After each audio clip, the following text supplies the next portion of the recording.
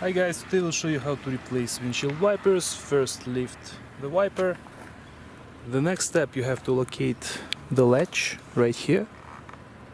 Press and push it down. So you have to press to release, and then you have to simply push it, pull the whole thing down. After you removed the wiper, you can lower the arm and make sure to put some rag on the windshield, because this way you won't damage it.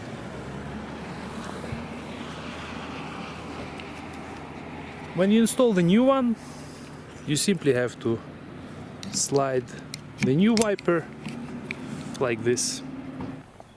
The second wiper gets removed exactly the same way. Here is a latch, push it up like this and start sliding the wiper down like that. This is how it looks.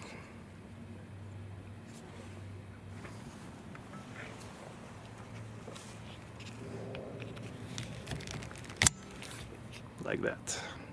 For the rear wiper, simply lift it up like this, and then all you have to do is turn it like that and take it off.